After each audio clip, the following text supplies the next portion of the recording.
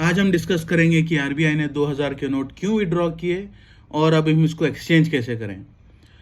2000 के note introduce हुए थे नवंबर 2016 में, जब डीमोनेटाइजेशन अनाउंस हुआ था। तो जो 500 और 1000 के नोट वापस लिए गए थे, तो इकोनॉमी रिक्वायरमेंट के हिसाब से वापस दूसरे नोट को एक्सचेंज करना पड़ता है, उसको मार्केट में लाना होता है।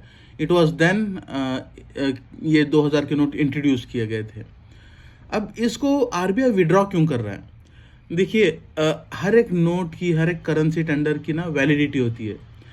सो इस 2000 नोट की वैलिडिटी सिर्फ 4 से 5 साल थी।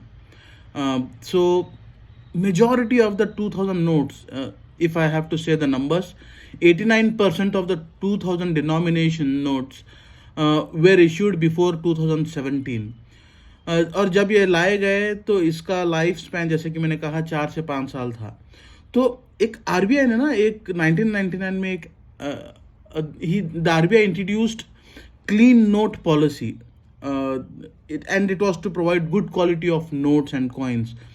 तो हुआ क्या कि हम जैसे नोट पे लिखते हैं, जैसे उसको जेब में रखते हैं, जैसे उसको बंडल करते हैं, उसके कारण ये जो 2000 का नोट है, ये इसकी क्वालिटी मेंटेन नहीं कर पाया और इसकी लाइफ स्पैन सिर्फ 4 से 5 साल थी। तो इसके लिए इसको आरबीआई ने, रिजर्व बैंक ऑफ इंडिया ने विड्रॉ करने की बात की।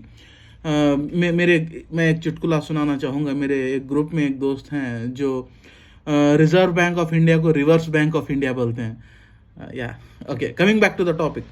अभी 2000 के नोट को एक्सचेंज कैसे किया जाए? How do we exchange the 2000 notes?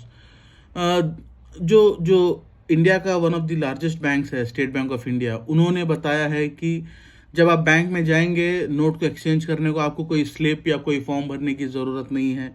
आप जाएंगे, लाइन में खड़े रहेंगे, 2000 का नोट देंगे और एक्सचेंज करके वापस आ जाएंगे बिना कोई लिखा पढ़ी के। There is no documentation required first. अभी ये गवर्नमेंट सोर्सेज से ये भी पता चला है कि एट वंस 20,000 एक्सचेंज होंगे।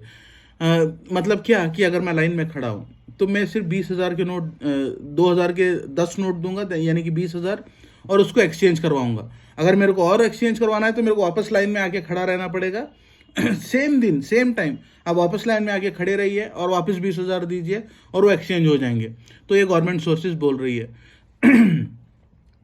एक्सचेंज कब से कब तक कर सकते हैं? मई 23 से लेके सितंबर 30 तक आप और मैं, अगर हमारे पास 2000 के नोट हैं तो ये एक्सचेंज कर सकते हैं।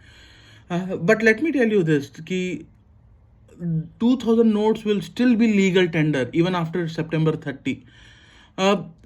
अगर ये लीगल टेंडर रहेंगे सितंबर 30 के बाद, तो ये लाए ही क्यों, ये डेडलाइन दिए क्यों?